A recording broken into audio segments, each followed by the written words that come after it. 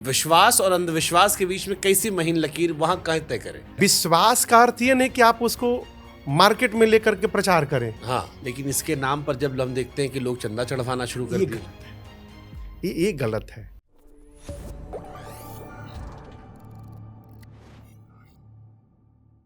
हम उस दौर में पैदा हुए हैं जहां पर हमारे अड़ोस पड़ोस में आलू में गणेश जी लोग दिखाते थे।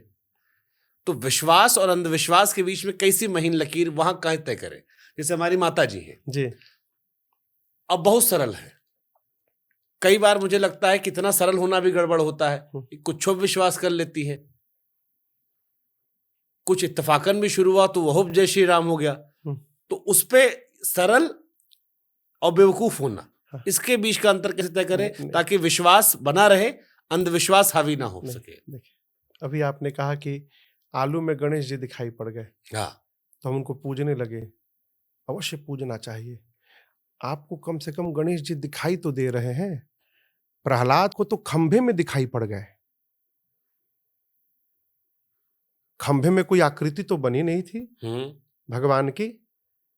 हिरण्यकश्यप ने पूछा कि क्या तुम्हारे भगवान कहाँ है? प्रहलाद ने कहा, पिताश्री प्रश्न ही गलत है आपका। कहाँ है नहीं पूछिए, कहाँ नहीं है पूछिए।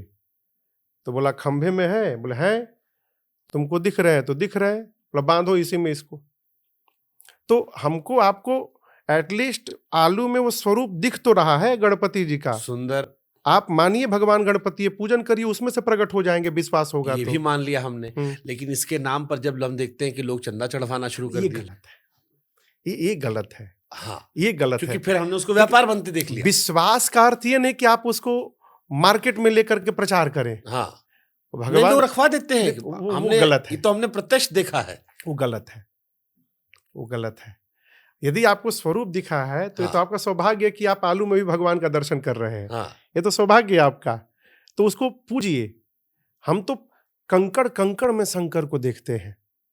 यहाँ तो आलू में आकृति दिख रही है, वो तो प्रत्यक्ष दिख रहे हैं ना गणपति जी। भगवान नहीं तो पत्थर है। सुंदर। चोर चोरी करने जाता है तो उसको भगवान थोड़ी दिखते। यदि चोर को भगवान दिख जाए तो चोरी नहीं करेगा, उसको भगवान में भी पत्थर दिखाई पड़ता है। इसलिए मुकुट चोरी लेके करके चला जाता है।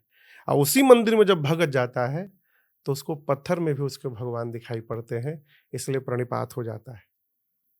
जिसकी जैसी भावना, जैसी भावना प्रभु मूर्ति तूने देखी तैसी। सुंदर। सोशल मीडिया के दौर में जो नया दौर चला है, एक तो हो गया लड़का लोग का कि वो इंस्टाग्राम, सोशल मीडिया। बाबा लोगों में भी हमने देखा है बड़ा जबरदस्त क्रेज होता है, आपस में फॉलोअर कितने हैं, इनके कितने हैं। तो ये भक्ति भावना वाली भावना होती है या फिर इसको मन में लेके शंका पैदा होती है क्या बाबा भी सब में कंपटीशन हो गया है? सबकी अब मुझे फिर ये मेरे मन में फिर सवाल आता है जी कि फिर उनसे हम सरल होने कैसे जाएं, क्योंकि हम तो उनके पास गए थे समझने के लिए। नहीं, देखिए, ठीक है, आपकी बात में समझ गया। उन्होंने जो नवधा भक्ति बताई वो तो आपको समझ में आ गई ना, तो आप उस पर अमल करिए ना। अब जैसे उन्होंने कहा, जैसे आप मैं कथा गा रहा हूं, कथा में बात आई नवधा भक्ति की, नवी भक्ति सरल और सरलता है। तो ये तो आप समझ रहे हैं ना कि नवी भक्ति सरलता है। हाँ। तो सरलता जीवन में धारण करने के लिए आप हमको छोड़िए, आप इसको अप्लाई करिए अपने जीवन में। अभी मैं कह रहा हूं, अभी पहले मैंने बात कही कि मैं जो कथा गा रहा हूं, यदि मैं ही उसको नहीं मान रहा हूं तो मेरा कुछ नहीं हो सकता। सही बात है।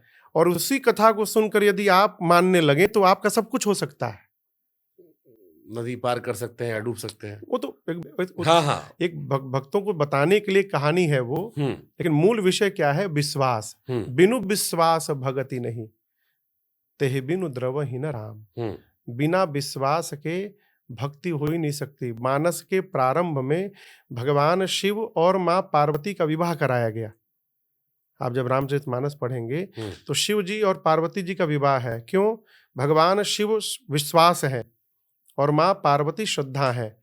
बिना श्रद्धा और विश्वास के मिलन के भक्ति की धारा प्रवाहित ही नहीं हो सकती। सुंदर।